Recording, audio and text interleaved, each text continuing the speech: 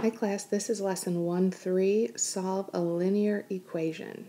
This is definitely a review for you. We just need to make sure that you can solve your equations by showing your work, and you can solve them consistently correctly every time. So first of all, an equation is two expressions set equal. So you'll always have an equal sign in an equation. A linear equation in one variable has this form: ax plus b equals 0. So it's kind of like slope-intercept form, mx plus b, but we put an a in the place of m. Key thing here, a cannot be 0. Number 3, a solution is a number for the variable which makes the statement true. And then number 4, equivalent equations.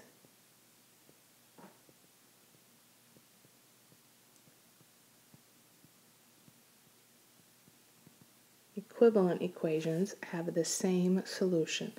Again, EQUI, equi, sounds like equal. So equivalent equations, the same solutions. Now here's an important thing. I expect that you show that you can solve an equation writing mathematically correct equivalent equations. Basically, what that means is show all your work. I want to see that equal sign right down the middle every time you're solving an equation, and I want your two sides to be equal every time. So for solving an equation, we're first going to simplify each side. We're going to either distribute or combine like terms, or maybe both. And then we're going to multiply to eliminate our fractions or our decimals. Second, we're going to get our variable terms together. Third, and we're going to do that by adding or subtracting. Third, we're going to get our variable term alone on one side of the equation by adding or subtracting. And then fourth, we're going to get the coefficient to be 1. So remember, our coefficient is the number in front of the variable. And we do that either by dividing both sides by an integer or multiplying by a reciprocal. We do not divide by a fraction. So let's try a couple of these equations. All right, the first problem here, I don't have any simplifying I need to do. I don't need to combine any like terms. I simply need to move the 6 to the other side. So I'm going to do that by adding 6 to both sides. So here's my equal sign. I have 15 on the right, and I have 15a on the left. So that's an equivalent equation right there. I'll divide both sides by 15, and a equals 1. And at this point, you should know how to do your check. If you go through and do 15 times 1 minus 6 equals 9. And if you put both sides, put that side into your calculator, you get 9. This side's already simplified, and that's 9. So this does check out. 1 is the correct answer. Number 2 here. Okay, we need to move this 3 first. So to undo a plus 3, I'm going to subtract 3 from both sides. Those two cancel out. I have 5/6 y equals 13 minus 3 is 10. Now here's the one you need to remember. We do not divide by fractions. And move that 5/6 to the other side because we want y alone. We're going to multiply by the reciprocal. Got a little background noise there. My son just woke up. So y equals, and I'm going to multiply these together. I'll make that a fraction as well. 5 goes into both of these. That becomes 1. That becomes 2. And if we multiply across the top, 2 times 6 is 12. The bottom, 1 times 1 is just 1. So 12 over 1 is 12. And then you should always do your check. I've already done this. I know that 5/6 times 12 plus 3 should equal 13. And if you put that in and simplify it, yep, you get 13 equals 13. So it does check out. I'm not going to do my check on all of these. You should know how to do your check. You can use your calculator for your check. If you don't know how, please make sure you ask me, because this is how we make sure we always get correct answers. Number 3 here has some parentheses, so we need to get rid of those by distributing. So I'm going to distribute 3 times 3x, that's 9x. 3 times a minus 2, that's minus 6, equals 7 times 4, that's 28, and we have our x there. 7 times positive 3 is positive 21. And that minus 31x is outside the parentheses, so that just stays minus 31x. We don't multiply that. It's outside the parentheses. Now we're going to combine our like terms by moving all the x terms to the same side. So this is a 28x. I'm going to move it over here. It'll become negative 28x. This negative 31x, I'm going to move to the other side. It'll become positive 31x. So I now have all my x terms on the same side. You've got to remember, when it crosses the line, you change the sign. And a lot of you who've done equations by the line, I mean, it sometimes helps if you put a line right down the middle of your equation to remember what's on what side. And if it crosses that middle line, you have to change the sign. So on the right side, I still have 21. That's all I have left. On the left side, I have to say 31x plus 9x minus 28x, and that is 12x. And I still have that minus 6 there. To finish solving this, I've got to move that minus 6 to the other side, and I'll do that by adding 6 to both sides. So I have 27 on the right now. And on the left, I have 12x. I'd still need x alone, so if I divide both sides by 12, then x equals 27 twelfths, but that has to reduce, and it reduces to 9/4. And don't forget to do your check. I've already done it. I know that this one works out correctly. Number 4, we've got a little bit more distributing to do. There's some negative signs here to watch out for. So let's distribute.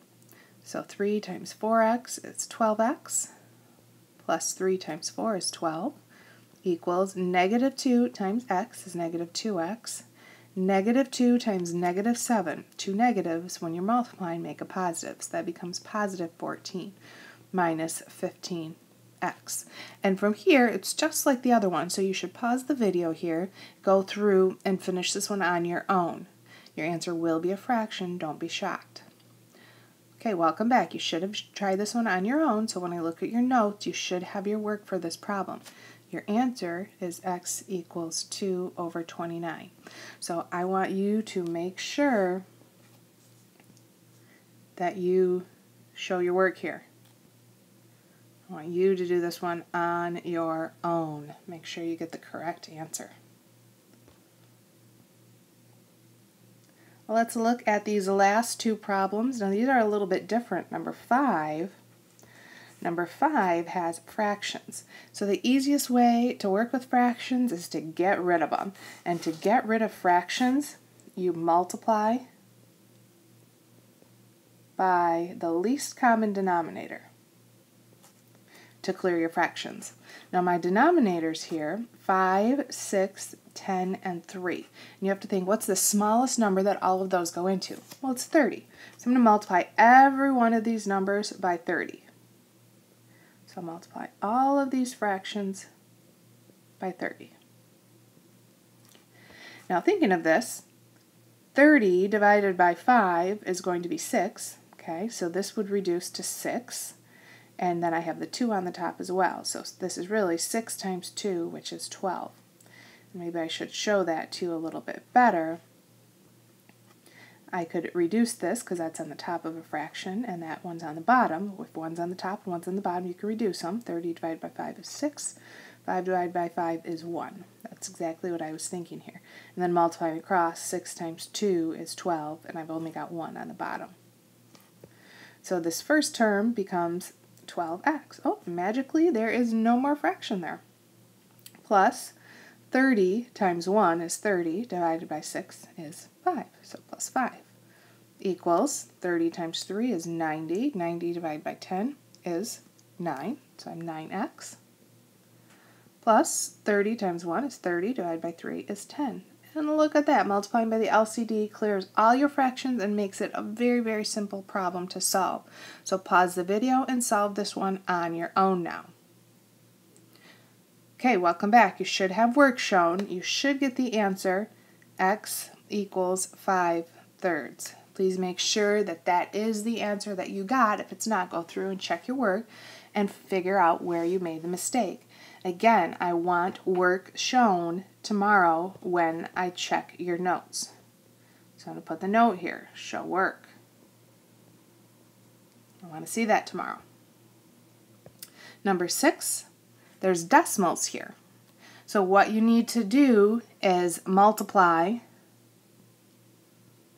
by 10 or 100 or 1,000. It just depends how many numbers are behind the decimal. And if you look at these, I've got one number behind the decimal, one number behind the decimal, one number behind the decimal, so I need to multiply by 1 with 1 0. If I had two numbers behind the decimal at all, I need to multiply by 100. Three numbers behind the decimal, I'd multiply by 1,000. I've only got one though, so I'm going to multiply every single piece by 10. Now notice, this is a multiplication sign though. So I'm going to multiply this by 10, and that's like multiplying this whole piece by 10. These are added, so this goes by 10 and this goes by 10. So I'm going to multiply this piece by 10. Oops, I need my pen. And this piece by 10, and then the 2.3 times 10. 3.8 times 10 would be 38, then I still have my W, plus 3.2 times 10 is 32, equals, here's my middle, 2.3 times 10 is 23, and then in parentheses I still have my W plus 4. So now I'm going to distribute. I'm going to keep this 38W plus 32 equals 23 times W is 23W, plus 23 times 4 is 92. Now I need to solve this just like I solved the other ones. I need to put my W's on the same side. I need to put 32 and 92 on the same side and then simplify. So I want you to pause the video and do this one on your own. Remember, you should have your work shown. So I'm going to write that note so that you remember it. Show work. I want to see your work for this one as well. Okay, you should have found that W equals 4. Move mine up again. Oh, actually, it's time to go to the next page. Okay, now we're going to do some word problems here, right? And use a linear equation. So we want to keep in mind that we're going to have a starting amount for most of these, but we want to start by defining our variables. So it says your total cost for a book, including the 6% tax, is $23.32. So this is our total. What is the price of the book before sales tax was added? Now here's my question. What is the price before tax? And that's the question, so that's what my variable is going to be. So defining my variable, P equals the price before tax. Write my equation. So I know my total, I'm going to start with that, 23.32 is going to equal, I'm going to have to pay the price of my book, so P, plus I'm going to have to pay another 6% times the price of my book. So simplifying this, I have 23.32 equals, now this is like having a 1P plus 0.06p, so really it's 1.06p, and some of you may have written that right away. If you divide them both by 1.06, P equals $22. Number 2, a real estate agent's base salary is $22,000 per year. The agent earns a 5% commission on the total sales. How much must the agent sell to earn $60,000 in 1 year? Okay, so we want $60,000 in 1 year. We want that to be our total that they earn. 5% is our commission, and I should have mentioned this before, but when we do a percent, remember we change it into a decimal when we put it into our problem. So defining my variable, the question is how much must the agent sell? That's my unknown. So we're going to say S equals how much the agent must sell. I always look at my question, and usually that's where your variable is going to be. Write our equation.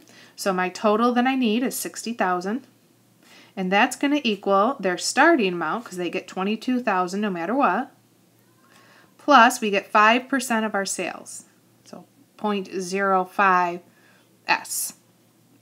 Now let's solve this.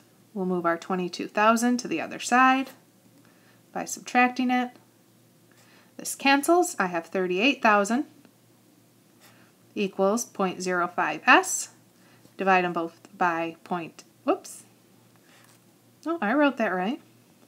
Divide them both by, that's really 500ths. I should use the right terminology. So S equals 760,000. And that's how much they need to sell in order to earn 60,000 for the year.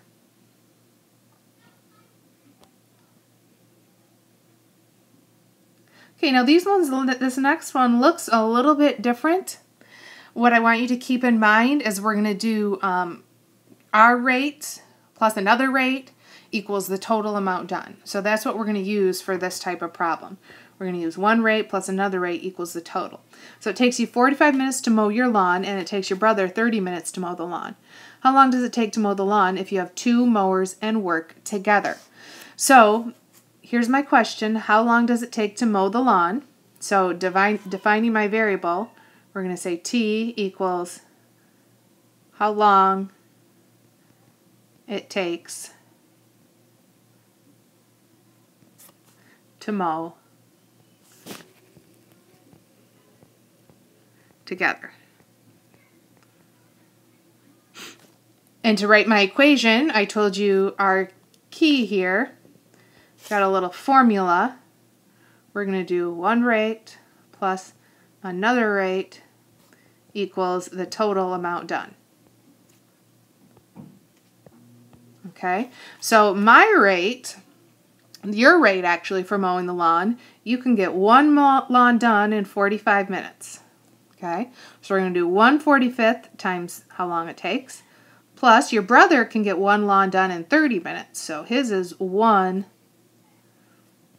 over 30 times the time it's going to take you equals, and the total number of lawns we want done is 1. We want one lawn mowed. Because these are fractions, remember, we want to get rid of our fractions. So if I think what's the smallest number that 45 and 30 both go into, well, that's 90. So I'm going to multiply this by 90. And I'm going to multiply 1 over 30t, this term, by 90. And then I also need to multiply this right side by 90. So if you multiply to clear fractions, you have to multiply every term by it. So let's do some simplifying. 90 times 1 times 1 over 45, well, these two reduce, this becomes 2, and this becomes 1. 90 divided by 45 is 2. So I have 2t plus, well, I have 90 really divided by 30, that's 3t equals 1 times 90 is 90. 2t plus 3t is 5t equals 90. Divide them both by 5, and t equals 18. And we're talking about 18 minutes here, so you'll do well working together. D, what's the equation to mow 2 lawns? Well, remember, our total is what's on the right side, so instead of having 1 as our total, we would have 2. So it'd be 1/45 times the time plus 1 over 30 times the time equals 2. That would be our equation for mowing 2 lawns. So an extra little way to think about here, if you can mow 2 lawns in 4 hours and your friend can mow 4 yards in 5 hours, how long will it take to mow 13 yards if you work together? So I want you to think about this, and I want you to write your rate plus your rate, really I should say rate times time, plus your rate times time equals your total that you want done. So pause the video and try this one. Try to write this equation out. Okay, so you should have written 2/4 t, or 1/2 t, it's the same thing, plus 4/5 t equals, and we want 13 yards mowed here, so equals 13. So pause the video, try to solve this one on your own.